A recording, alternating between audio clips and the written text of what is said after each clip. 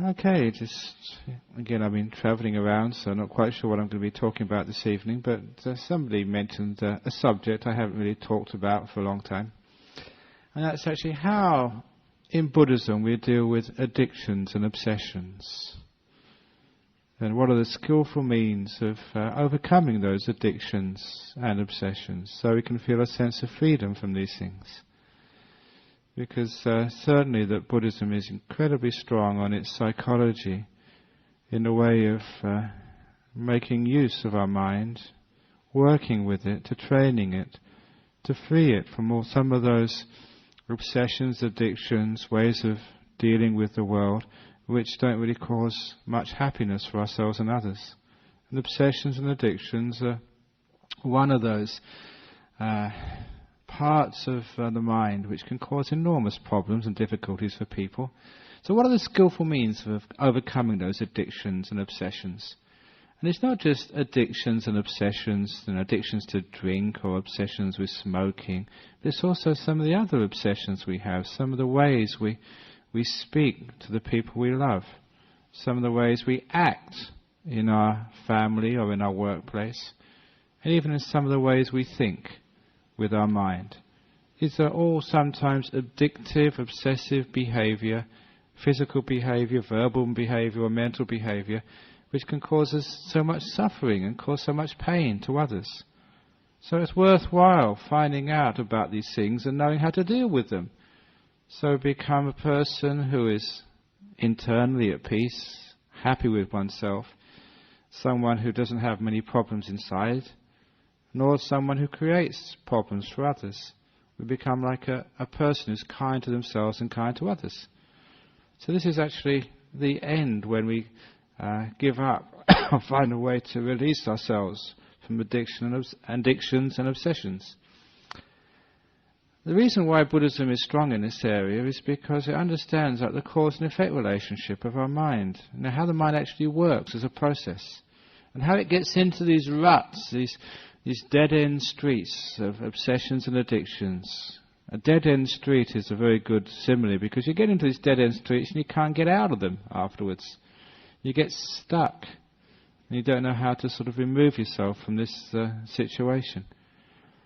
But one of the great things which we have with understanding these things is understanding actually where they came from and how we get out of them.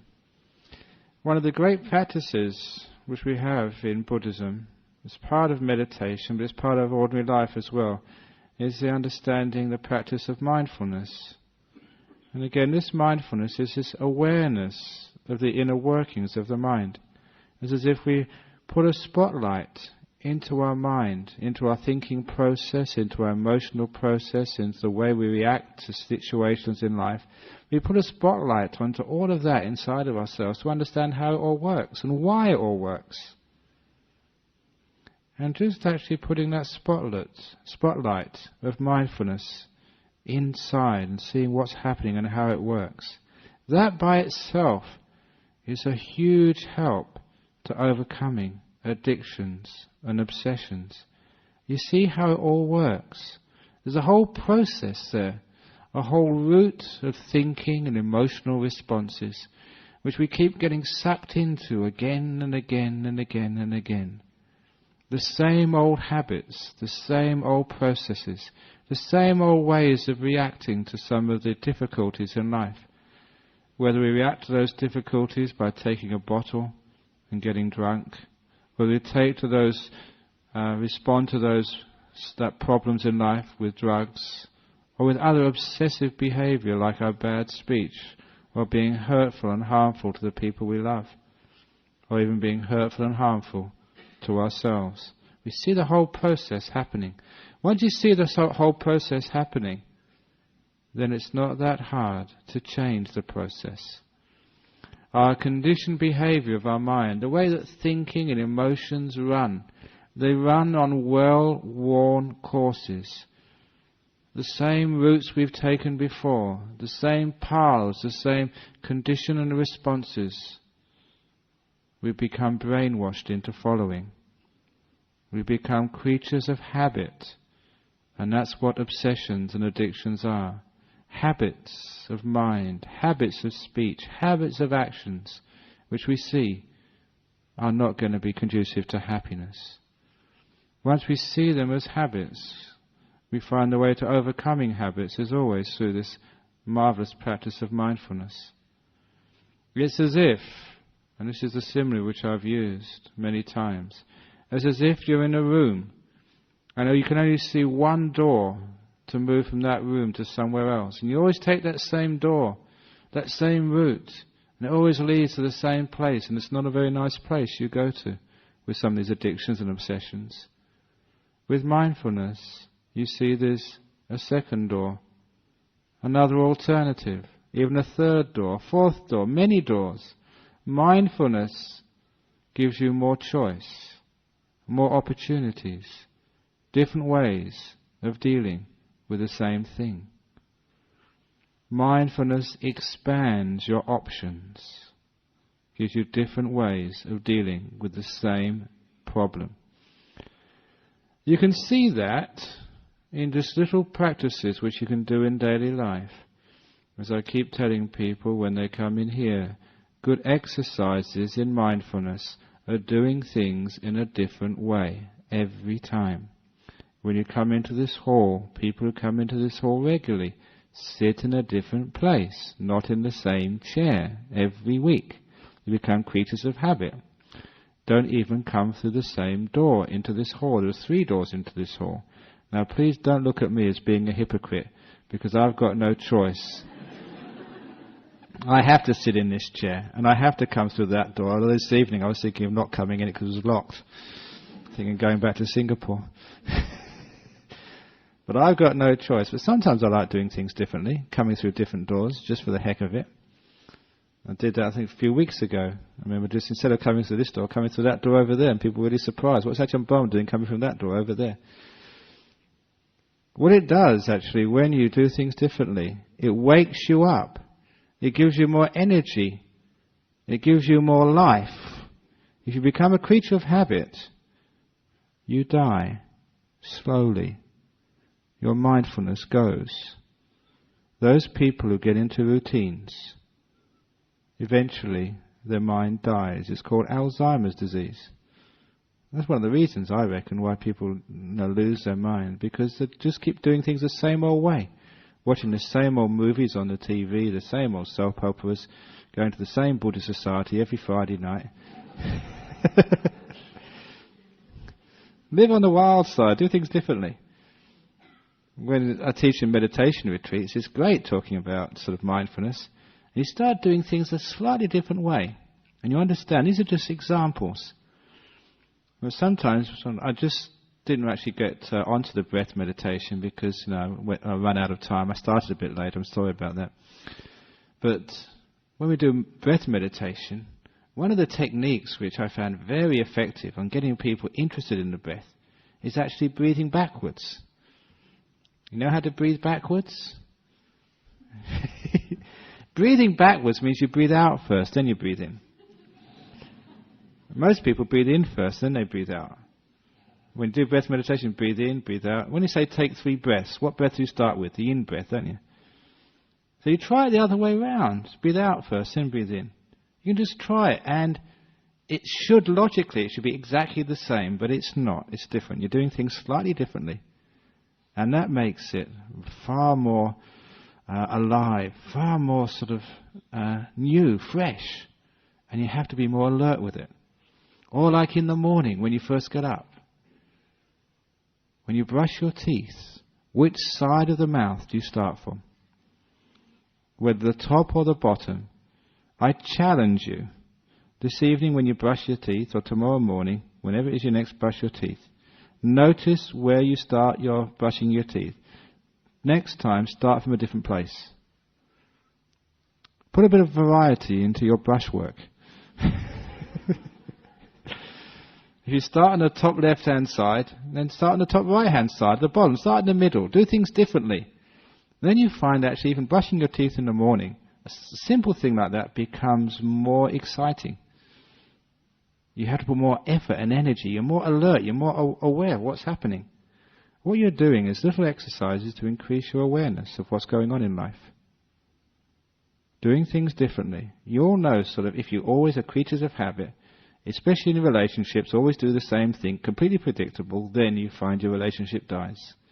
There's nothing interesting in there anymore. And your relationships to yourself will die. Because there's no life left. Just creatures of habit, the same old routines, just like a robot. Not like a person anymore. Same old time, people say the same old things all the time, good morning, have a good day. Somebody told me just when I was in, I forget where, I don't know where I've been the last few days. Sometimes I wake up in the morning and I have to check where I am when I wake up. They were saying that, I think it was Peter Ustinov or something. He was in the United States and people would say, have a good day. And his response was, I've got other plans. A great response, that. And so have other plans. In other words, be mindful, be alive. And this is actually the way we develop this wonderful way of looking inside of ourselves, at our mind, at our heart, at our life, which gives us more options. We discover that where we always thought there's only one way to breathe, in-breath first and then out-breath, now we find there's another way. Out-breath first and in-breath. When we first thought there was only one way to brush our teeth, there was hundreds of ways to brush our teeth. When we thought there's only one place to sit, there's hundreds of places to sit. When we thought there's only one response when our husband says this and really gives us a hard time, we find there's many responses. We find that people can't push our buttons anymore because we've got more buttons than they ever know about. We've got secret buttons and they can't press those. And we respond in innovative ways suitable for the occasion. If we become a creature of habit, we're predictable, other people can control us. They know exactly how to make you unhappy. That's why when somebody starts, trying to upset you, when they try and make you angry, when they call you a slob, then you say, yeah, actually that's quite right, I am a slob. That really sort of upsets them because, you're agreeing with you. I didn't expect that. When they call you fat, you say, yeah, I'm fat. And they're trying to upset you, but they can't do it. Now, when somebody's trying to upset you and make you unhappy, if you really want to get your own back, agree with them. Because that really upsets them when they don't play the game of button pushing. What we're saying here is there's other responses rather than the ordinary ones of getting upset and allowing yourself to be controlled. Obsessions are like that. You allow yourself to be controlled by your habits. When you stop those obsessions and addictions, you find this incredible amount of freedom. You find you don't have to always respond in the same way to the same stimuli. You can be free to respond in other ways, innovative ways, different ways. And this is how one starts to stop those addictions. If it's, say, alcohol or cigarettes or bad speech, one sees the whole process happening. One recognizes it because one has been mindful, one has been observed inside what's actually happening. And after observing it, one sees the whole process going, especially at the beginning of the process, when it starts, it's very easy to stop. The forks in the road are at the beginning. But once you get onto the freeway, it's a long way until there's the next exit. If you get into the freeway of anger, the freeway of addictions, once you're on there, you get in the stream of traffic and it may be many, many kilometers before you can get off that particular habit. But at the beginning, that's where you have the most power. It's like a train. Once a train leaves the station, it's having a lot of momentum. You try and put on the brakes, it's so hard to stop. It's got this huge amount of weight going so fast, a huge momentum. Or it's like the tree. When it's a small sapling, it's very easy to put out of the ground. But if you leave the sapling there for too long, it's a huge tree and it's very difficult to take out. Habits are like that. If you can catch them early, it's very easy.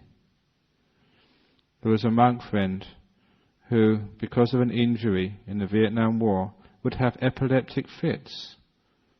And the way he overcame that whole process of epileptic fits was actually to use mindfulness to know the whole process which would lead into having a fit.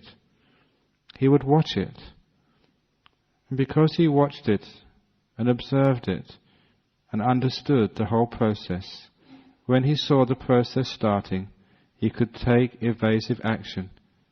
And that's why he never had those fits anymore. He could see what's going to happen. If he continued on this route, this is what would happen next. So he took other paths. He went through other doors. And he got over this.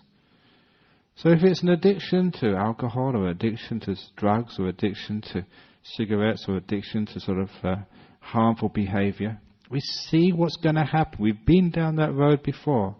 That's what mindfulness tells us. And mindfulness sees it happening, and we stop. We also have to understand the danger it gives to us. Usually that's not so hard to see, some of the addictive behaviors. We know it hurts, we know it harms, we know it creates problems in our life. Please recognize that and remind yourself of it. And then you can use what I call, I especially use this in my meditation retreats, the simile of the snake. The simile of the snake came about from my experiences as a young monk in northeast Thailand, in the jungles of northeast Thailand. I went back there recently, just a few days ago. But those jungles have changed a lot. In particular, where there was once many, many snakes, there's only a few left now. So I tell the monks, oh, you've got it too easy these days. In the good old days, there were all these snakes around. And I remember telling the story a few weeks ago, a week or two ago, when I've even peed on a snake. It's a very dangerous thing to do. I wouldn't recommend it to anybody. Meditating all night and getting up in the morning, used to go to urinate in the bushes. And that one morning, it was at dawn, and the light wasn't all that clear anyway, and I was a bit sleepy. And there's a stick, a branch of a tree in front, which I urinated on, and the branch started to wiggle. And I realized it was the branch after all, it was a snake. And I moved away very quickly. Part of my anatomy was exposed.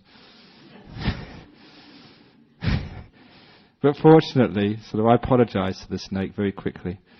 So the snake stood away and didn't take its revenge. There's so many snakes in those days. But in particular, these monasteries were very, very poor in those early days. And I remember clearly, we used to have all these meetings in the morning and the evening.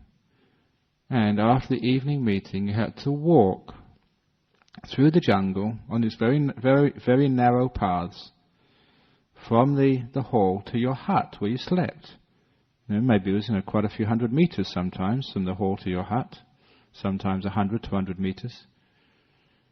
And obviously you tried to use flashlights, but it was so poor that many times we had the flashlights but no batteries. I remember actually going to see my teacher, Ajahn Brahm, ran out of flashlight batteries. Can I have some batteries? He said, I'm sorry, you can't, we've got none. There's none here. So I had to walk back from the hall to the place where I was sleeping without a flashlight. And in those jungles, even the starlight, there's too many trees, so you can't actually get any light coming into the jungle. It's really, really dark. And you knew there were snakes about, hundreds of them. And as I was first told when I went to Thailand, they told me there were 100 species of snake in Thailand. 99 are venomous, and the other one strangles you to death. In other words, they're all dangerous. Thank you very much. So I had to walk back, knowing there were snakes around, and knowing those snakes were very dangerous. And the nearest hospital was a long way away, there was no phone. If you got bitten, you were in big trouble. So I used the simile of the snake, because I knew they were a danger, because I knew there were many of them around, and they were lying on the path. It meant that I was always on the lookout for them. I wasn't sort of mindless. There was a danger there. I had to get from the hall to my hut. I was looking out for them. My mindfulness was very strong, and they were focused on the danger which lay on the path. Because I knew there was a danger, and I was focused on that danger, and I was alert, awake, mindful of it, I never got bitten. Sometimes you see a snake there. You'd either jump off over it, or you sort of go around it if you could, or you take another path. Because I was on the lookout, and I knew it was a danger, I always managed to avoid it. It's called my simile of the snake. If an obsession, an addiction is a danger to you, whether it's alcohol or anger or depression or whatever, if you identify that as a danger and you know it's on the path in front of you in your life, know it's a danger and be on the lookout for it. If you're on the lookout for it, you're aware it's out there and you're mindful, you're careful, you're alert, you find you can always step over these things. You can go another path, you can jump over them, and they never catch you. Say if it's alcohol, you can see it coming. You know alcohol, if you take that one glass, you have to take the second and the third and the fourth. And some person said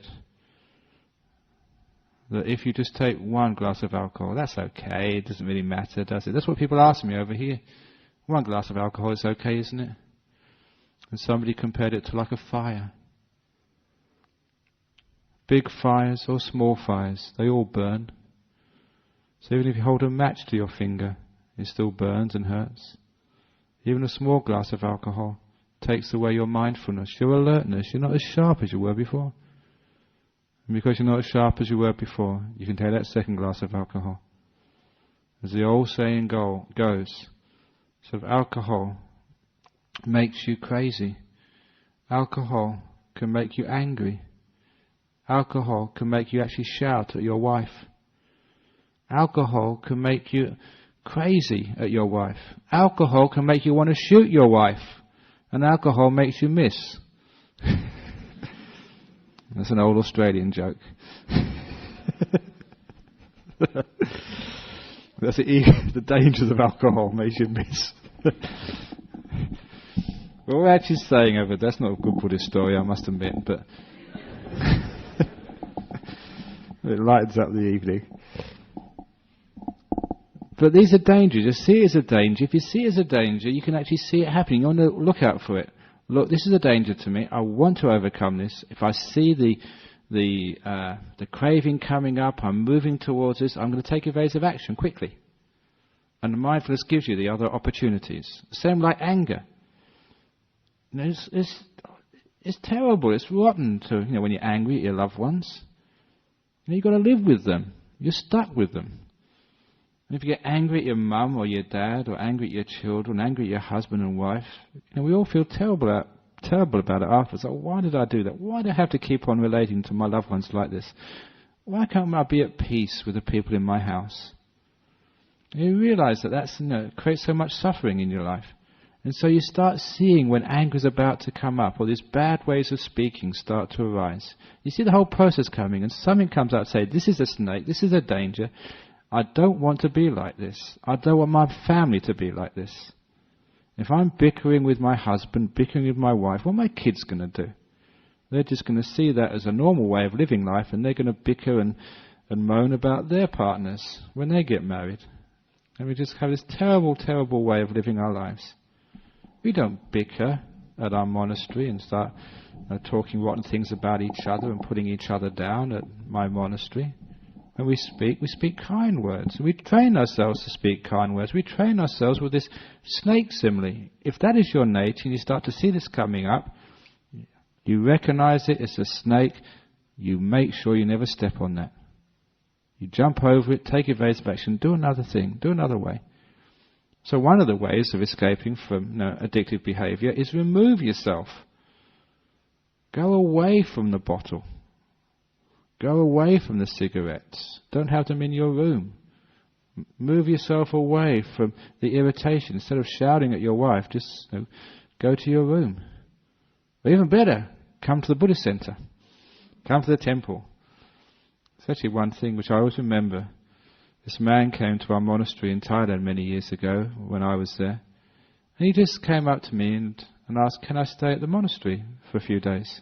We had lots of accommodation at our monastery in Thailand in those days. I said, yeah, sure, you can come. Have you come to learn some Buddhism? He said, no. Have you come to learn some meditation? He said, no. So what have you come here for? He said, because I've had an argument with my wife. What a wonderful thing to do. Instead of sort of going down the pub, instead of going out with his mates, instead of going out to kill himself or something, he came to the monastery. I said, okay, you can come and stay for a few days. It was no problem at all. But after 3 or 4 days, he came up to me and said, can I go back home now? He wanted to take leave. I said, why do you want to go? He said, because I miss my wife and I sort of feel cool now, I feel calm. I want to make up. What a very skillful way of doing things. And when people actually are angry and upset, instead of actually taking it out on some other people, they actually go to a calm place, remove themselves from the trigger of their ill will to a calm place, to a peaceful place, to cool down, to take evasive action. So if you've got friends who get you into bad trouble, if you are in with a bad lot, and this is not a bad lot here, when you come to the temple, don't think, if people say you come to a bad lot, this is a good lot in this temple.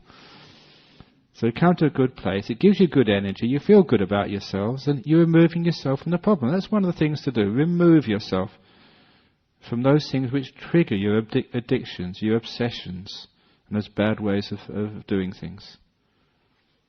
And then, once you've removed yourself, you find it's a great way of overcoming those things. Once you've removed yourself from the problem, then actually you can contemplate it much better. There's an old saying in Chinese culture, say, to love the tiger, but at a distance. To love the tiger, but at a distance. So it means, what that means is, you can't go loving a tiger by patting him on the head or tickling him under the chin. They're going to bite your hand off. What you can do is, when you're away from this, the danger, then you can contemplate it, then you can love it, you can change your attitude towards it. Sometimes it's very difficult. When there's somebody who's always, again, pushing our buttons, making us angry, making us upset, giving us a difficult time, it's so hard actually to understand what's going on when you're too close to it. Removing yourself from the problem gives you more options. You can see things in a different way. You can love the tiger at a distance. When they're close to them, all you have is fear. You have these obsessive reactions. In Buddhism, I usually use the simile of the hand to understand this. A hand, our problem, our addiction, the stimulus which creates these negative responses, is like a hand which we're holding too close to ourselves. Like my hand now, you can all see, it's so close to me, I can't see any of you. I can't see any light, any goodness. All I can see is my hand. The reason is it's too close to my eyes. Just for the tape here, I'm just actually holding it right above my nose, covering my eyes. I can't see anybody. It's not the hand's problem. The problem is it's in the wrong place. I should put it out to where it should be, at the end of my arm. Then I can see my hand, but I can also see all of you as well. I've got mindfulness, a bigger picture. So often with obsessions, we have a stimulus. Say, somebody, maybe your wife has left you, or maybe your father has died, or your child's got into big trouble. And that's all one sees in one's life, just this big problem.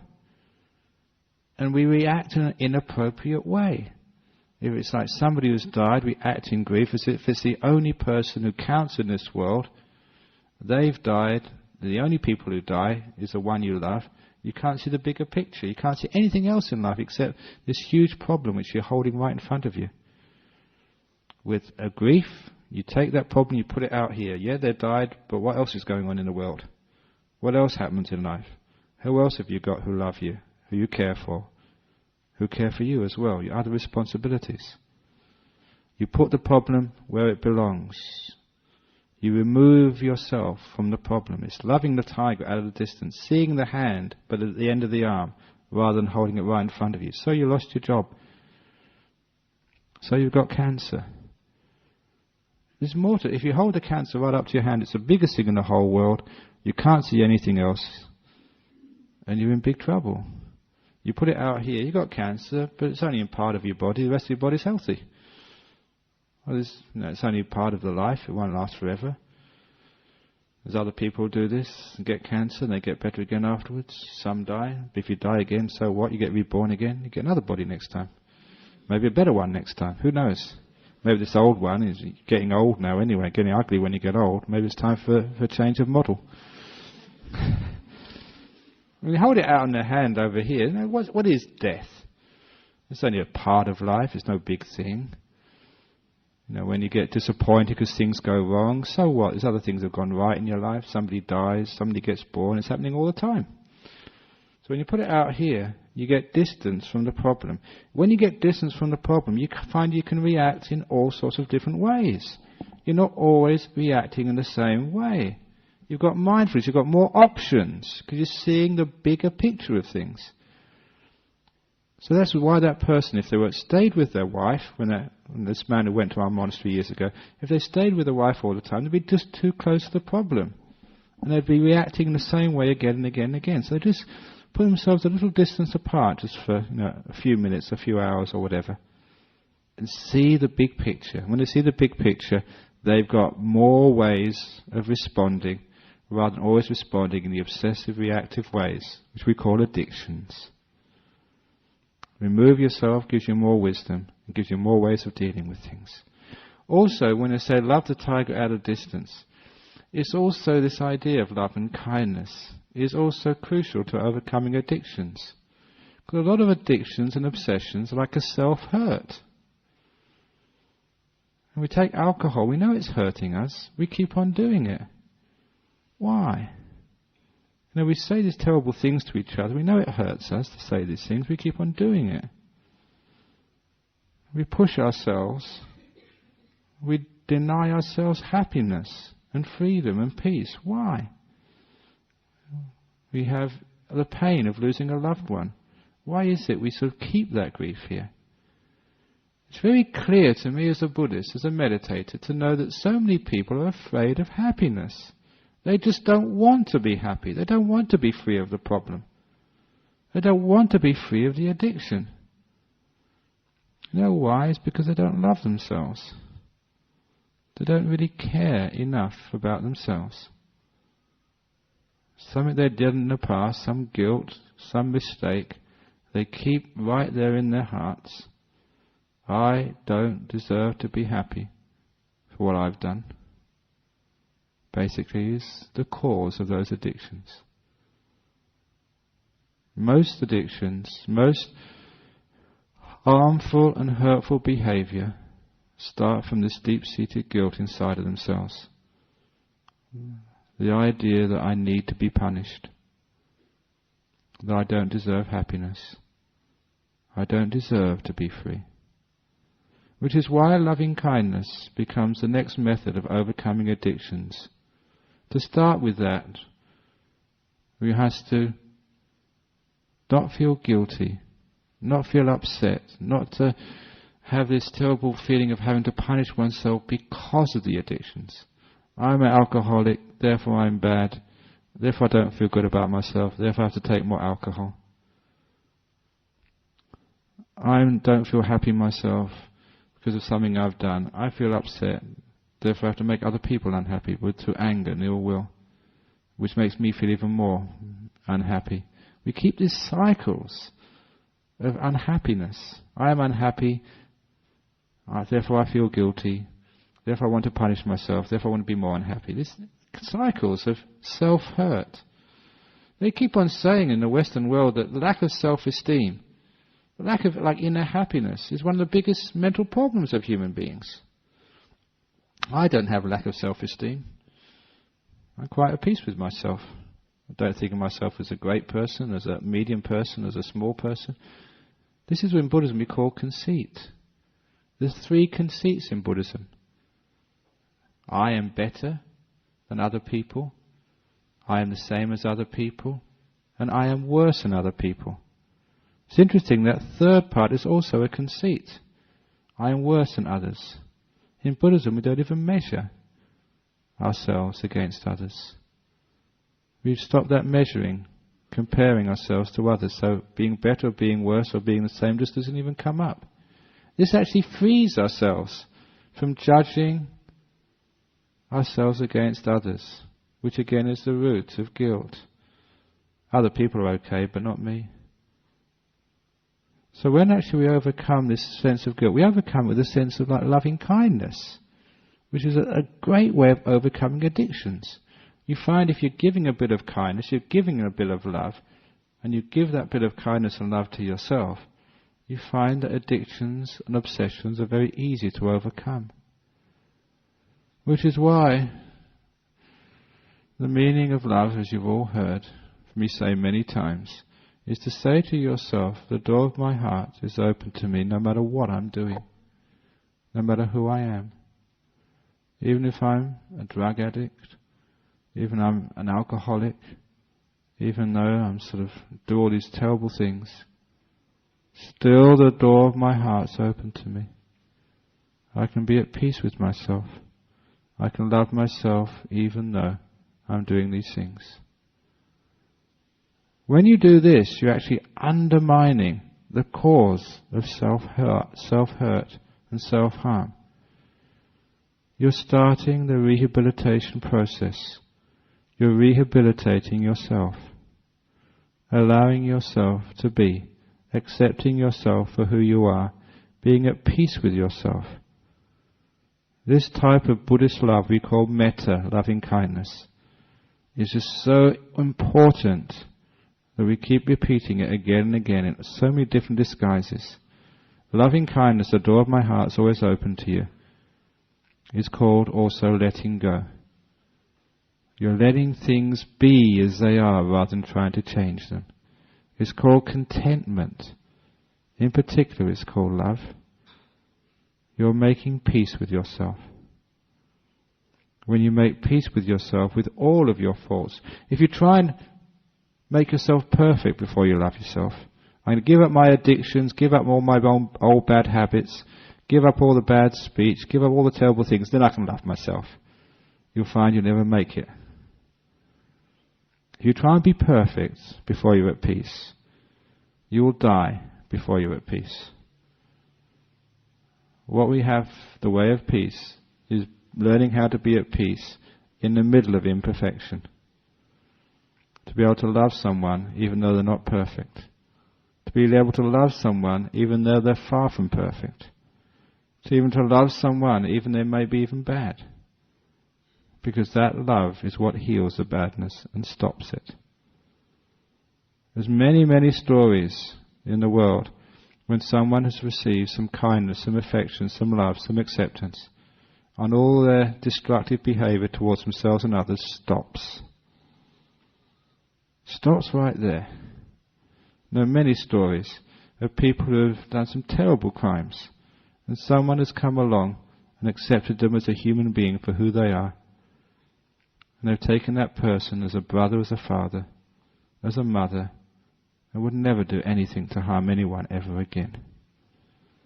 It's the power of kindness and love. And that power of kindness and love is actually how we overcome those addictions.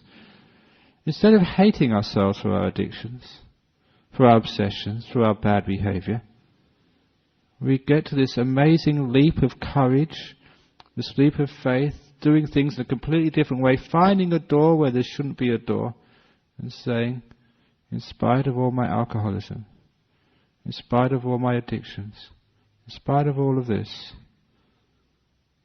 the door of my heart is open to me. When you become at peace with yourself, when that love goes to yourself, when that forgiveness goes to yourself, when there's no reason to harm and punish yourself anymore, you find it so easy to give up those addictions.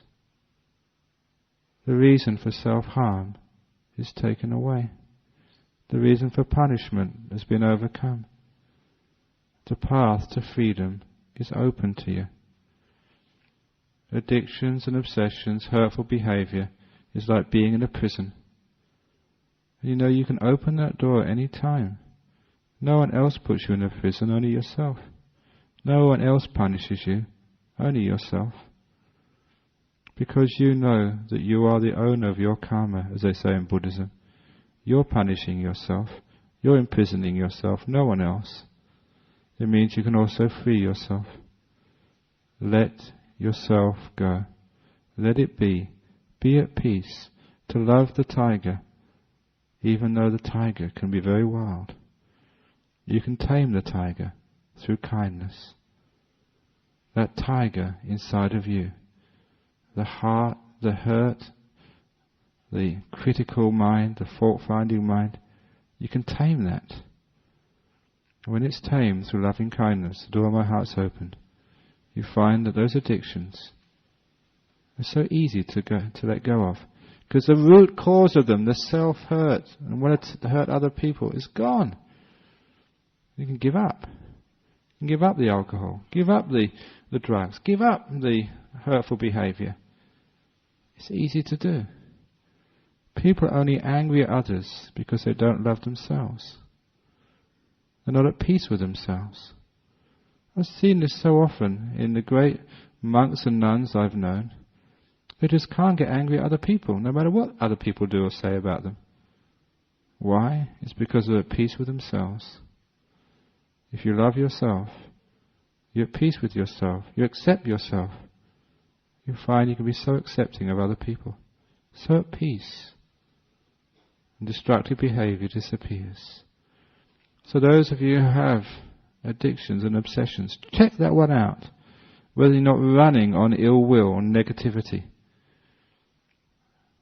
When that's overcome, you give yourself love and kindness, saying to yourself, again and again and again, until you understand what the meaning of those words are, the door of my heart's open to me, no matter who I am, no matter what I've done.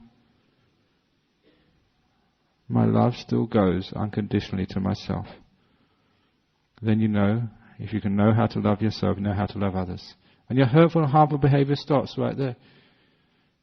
And the wonderful thing is that when you start stopping one hurtful and obsessive behaviour, you find you start to feel this immense power and freedom. I remember the time when I gave up alcohol as a student.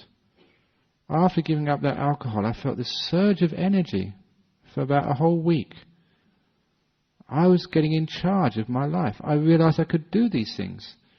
If I saw something that was not really helpful for me, I could actually let it go and stop it. You have this immense feeling of power over your life, over your destiny, especially your power over your happiness.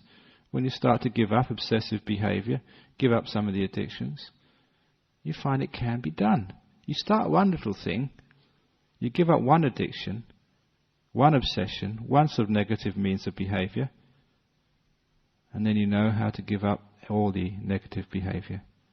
And you feel surges of power. And those are powers of freedom.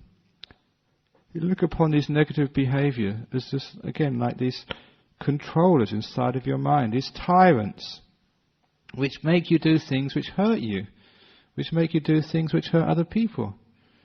Why do you need to take drugs? Why do you need to sort of take alcohol? Why do you need to, it costs a lot of money, alcohol. Very expensive. It'd be much better to take a cup of tea and give the difference into the donation box. I know it's not good for the economy, but it's good for the Buddhist Society's economy. So why do we do these things? And we realize we don't have to do these things. When we don't do these things, life is so much freer. When you don't have to have alcohol, you don't have to have drugs, when you don't have to watch these stupid soap operas. And sometimes, people don't come on a Friday night because there's an important soap opera on a Friday night, or Tuesday evening in Armadillo they can't come because All Saints is on. You get all these addictions which people have to all these things. They stop them really enjoying themselves. They're not free anymore. They can't go anywhere because they have to be in for this and they have to be for that and they have to be for something else. And this is crazy, the addictions people have. You're not free. So when you overcome addictions one by one, you feel this great surge of freedom and power. Yeah, you can watch it if you want to, but you don't have to. You can watch the the footy if you want to, but you don't have to. If something else is more important, you can stop. You can criticize someone else if you want to, but you don't have to. You're not a creature of habit anymore. You're not predictable. And you've got no buttons which are, you push this one and you got the response. And that makes you an amazingly free person. People can call you a pig. Instead of getting angry, just go oink oink. Make a joke about it. You do all sorts of silly things and makes it like people can't make you angry. And you won't get angry. You won't allow anger in your house. You're free of it. You don't have to take alcohol. You can go into the pub and just have an orange juice with your friends. You're much more in control. You can live your life free from those things you know which hurt. Because mindfulness gives you more opportunities. Love, loving kindness, frees you of guilt. Simmer the snake. You realize what the problem is. You make it sure it's in your mind so you can overcome it and free yourself from it. 3 very simple methods. I also said removing yourself from the problem, from the trigger. Simple methods to overcome addictions. And eventually you overcome all those addictions in your mind, not just the gross ones of like drugs and alcohol, really self-destructive behavior, but also the other ones of like fault-finding and ill will. Isn't it strange that these people we love, we always tend to, whenever we speak to them, it's always pointing out faults. Isn't that what happens to you? When people talk to you, how often is it fault-finding? You didn't do this, you didn't do that. And how often is it praise? Oh, thank you so much for doing this. Thank you for being such a wonderful wife. Thank you for being such a great husband. Those of you who are married, the last week, how many times has your husband actually praised you and said, what a wonderful wife you are? How many times has your wife said, no, I really appreciate you as a husband? And how many times have been fault-finding and critical? You understand what I mean? Those are negative behaviors which don't create any love and happiness in the world. So please change those addictions and obsessive behaviors, and you feel more freedom and happiness. And change that towards yourself. So you praise yourself. You have gratitude to all the effort you've put into your lives, all the goodness which you've done. That makes you free. It makes you happy. Gives you energy. Energy to do good in the world.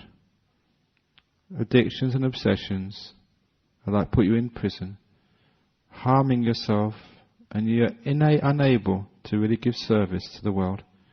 Free yourself from those addictions and sufferings, and then you can do what life is really all about. Serving the community, increasing the gross national happiness of our community. I read that about the King of Bhutan. He's got this program, because it's a poor country. They don't want to, it was the last country in the world which had televisions, Bhutan. Only in 2000 they started to have a television service in the country. The Princess of Bhutan, she's a Buddhist and I've seen her a few times. She was telling me this. And the king, her sister, her brother, has got this new program now. Instead of the gross national product, which is what Western countries find is important, the Buddhist king of Bhutan has got this program, the gross national happiness. And he wants to increase the gross national happiness of his country. This is the main thing of his country. That's why the government is working. That's what they're working for. The happiness economy of the people. And really good on him. It's a wonderful thing to do. A wonderful way of... It's only a small country, insignificant in the world, so he can get away with it without having the IMF on his back. But this is actually what life is all about. Increasing the gross national happiness in your family. Increasing the gross national happiness of yourself and your friends, of our community, of our land, of our planet. That's why we give up obsessions and addictions. So we can really do what life is all about. The purpose and meaning of life. To increase the GNH, the gross national happiness of our world. So those are little ways of overcoming obsessions and addictions in your life, and the reason why we do these things, and also pointing out what life is all about. So there you are. It's really easy to do. No problem at all. So just do it. Okay. So on that note, just do it. I mentioned this talk this evening is sponsored once again by Nike. Just do it. Just do it. It's also that when you're free, it's just so wonderful. It's also sponsored by Toyota. Oh, what a feeling. What else we got? There's only two I know, I think. So this is... okay, you can go sadhu now. Yeah, okay, go on. That ends the talk.